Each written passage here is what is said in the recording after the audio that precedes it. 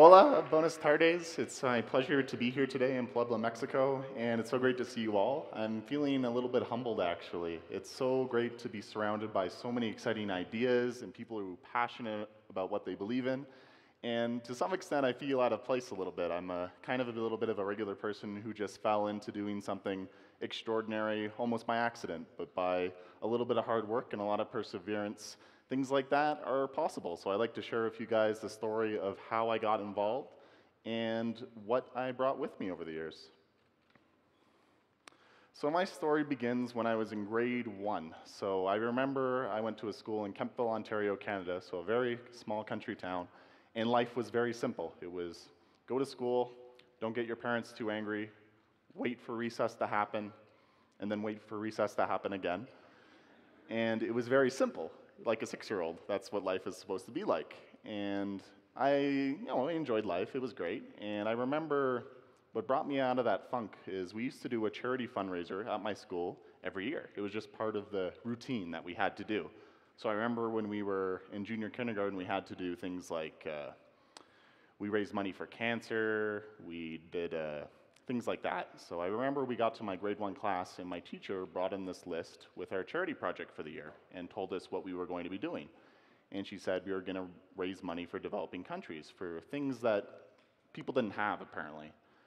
And we were a little bit surprised. We said, okay, we didn't know this was going on, but okay, let's do it. And she went through a list of things that people didn't have. So 1 cent was for a pencil, $2 was for a blanket, and so on and so on. And then she got to the point where she said $70 would buy a well, so about 300 pesos. And when she got there, she explained to us that kids our age were dying because they didn't have clean water, and they couldn't go to school because of it. So she was talking to my class of 6 and 7-year-olds, so we were very confused. We said, why don't they just go to the water fountain? Duh, problem solved. Because it was that simple for us. We couldn't understand. So my teacher explained to us, like the children we were, no, people don't have water fountains all over the world, and sometimes they have to walk as far as 5 kilometers to go get water. I didn't know how far 5 kilometers was. So I remember my teacher explained it to us by saying 5,000 steps. And that didn't help because I couldn't count that high. But I remember I counted the steps it took me to get from my classroom to the water fountain. And I counted 10.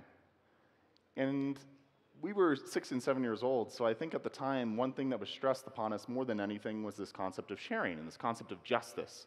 That if things weren't fair, you or your teacher or someone in a position of power would do all they could to make it fair. And so when we were told this, we thought the world wasn't sharing. So we were a little bit aggravated at my teacher because we felt we were being lied to. And my teacher shrugged and said, well, if you want to do something about it, you can raise money for something on this list. So we were deciding who was going to raise money for what. And the well came up. It was the most expensive thing. And I raised my hand. And my teacher, Mrs. Prest, she kind of raised an eyebrow, because I wasn't really a kid who did anything. I sat in the back, I didn't open my mouth, I didn't do anything more than what was expected of me. And she said, are you sure, Ryan, this is going to be a big part of our fundraiser? And I said, don't worry, I've got a plan. I'm going to go home to my parents, I'm going to ask them for $70, they're going to give it to me, and then I'll come back and give it to you. And I thought it was a great plan, so I went home to my folks and said, can I have $70 to build a well? It's not like I wanted something for myself. My parents would see that I was being a virtuous person and congratulate me and then give me the money, and I would give it to my teacher, and I wouldn't have to feel guilty, and everyone in the world would have clean water. So I thought it was the best plan, and I came home with the idea, and I said, Mom, Dad, can I have $70 to build a well? And they kind of just tilted their heads and said, ah, that's cute. But no, and ignored me. And I remember I didn't let it go. For some reason, I thought that if I could just get to $70, then the entire world would have clean water, and I just wouldn't let it go. So I remember we were having this one a Sunday family dinner. So, a nice dinner, and my mother used to have this thing where she hated it when we pointed. She thought it was the most rude thing a person could do. She always threatened to break off our fingers when we pointed. So you didn't point anywhere near my mom. But I remember we were having this family dinner, And I pointed right at her, and I said, "You don't get it. Someone just died because they don't have clean water, and you didn't help them." So I got a timeout, but my parents saw that I was serious and that I wasn't going to let it go. So I remember they sat me down and they said, "Ryan, if you're serious about this, we're not just going to give you the money because then you wouldn't learn anything. So what we can do is we can give you chores on top of the chores you already do, and then we can give you something magical called an allowance. And if you're serious about it, you can fundraise the money that way."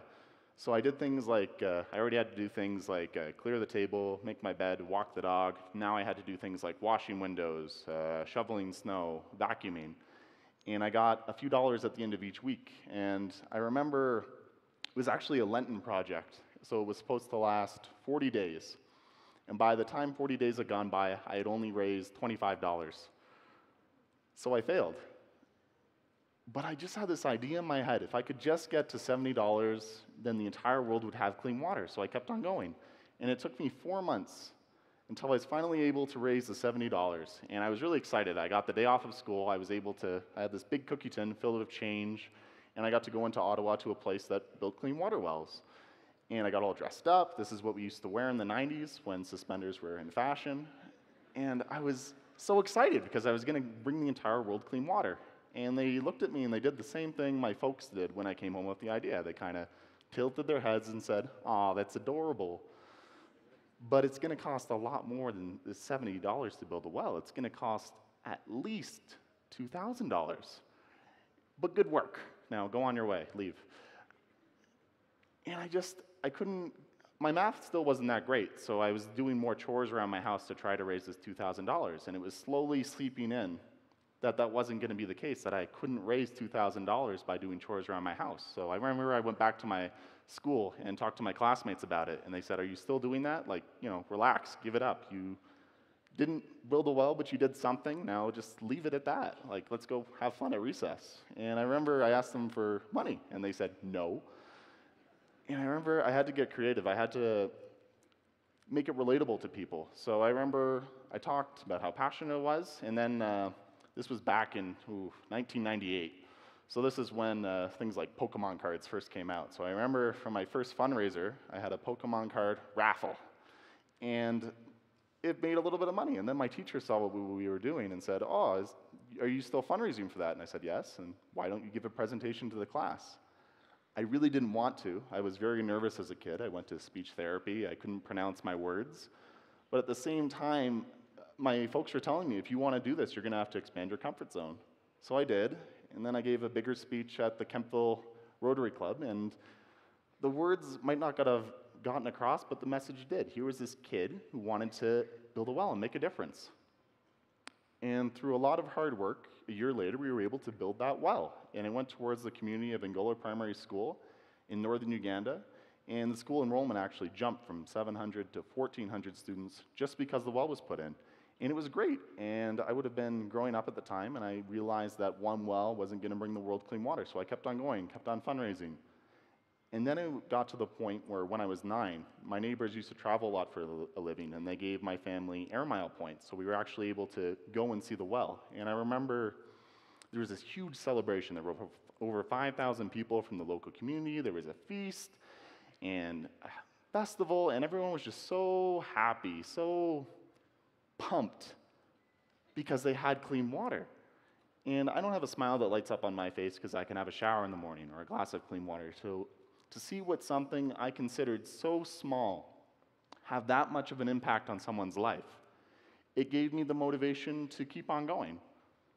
So I remember that's when it became less and less of my project, and it became everyone's project. People from my community, people from around my country, from around the world started to pitch in, and we were able to establish the Ryan's Well Foundation.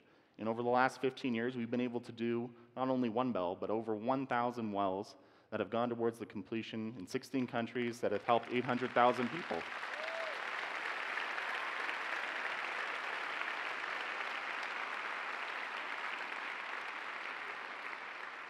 But the most bizarre thing is this all happened because of my failed grade 1 school project.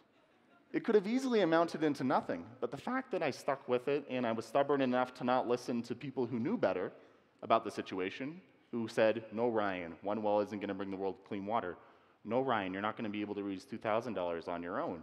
The fact that I was able to get through that led to a lot of work being done. So sometimes, even if it's the most logical, practical people in the world telling you what to do, sometimes it makes more sense to be stubborn instead. So a story about how this can affect someone's life is when I was in grade 2, my grade 2 teacher heard about what happened in grade 1 and thought it was really neat, but thought we could expand on the project. So we all got pen pals at the school where the well was built. And my pen pal ended up to be a kid named Jimmy, who, through a very long story, ended up becoming my brother. But that's a story for another day. Jimmy went to the school before the well was built and after the well was built. Before the well was built, Jimmy used to have to get up very early in the morning to get water for his family. He used to get up at midnight, walk 6 kilometers with 2 big jerry cans to the nearest well, because there wasn't one at his village or his school, and then he used to come back, and then do it again, and then do it one more time. And then I like it when Jimmy tells the story, because then he would say, then I would have the privilege to go to school.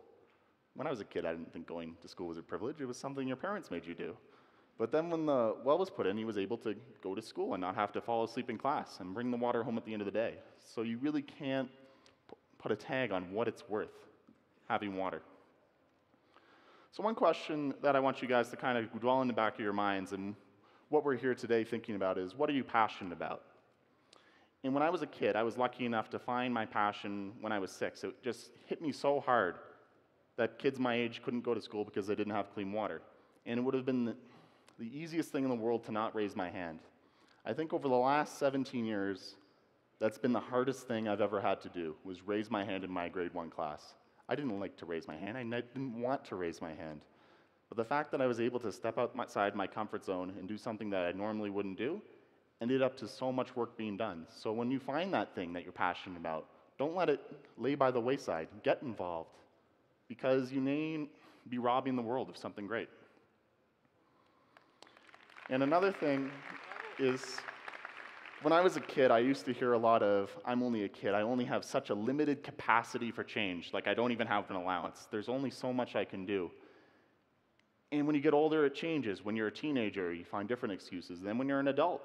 And I think one of the most important things to realize is the people that make a difference in this world aren't the superheroes, the activists. I'm not an activist. I'm not a superhero. I like to sleep in on the weekends and play too many video games. But at the same time, that doesn't stop me from trying to make a difference in the world. I think that should empower people to be better change makers, and we need to realize that role.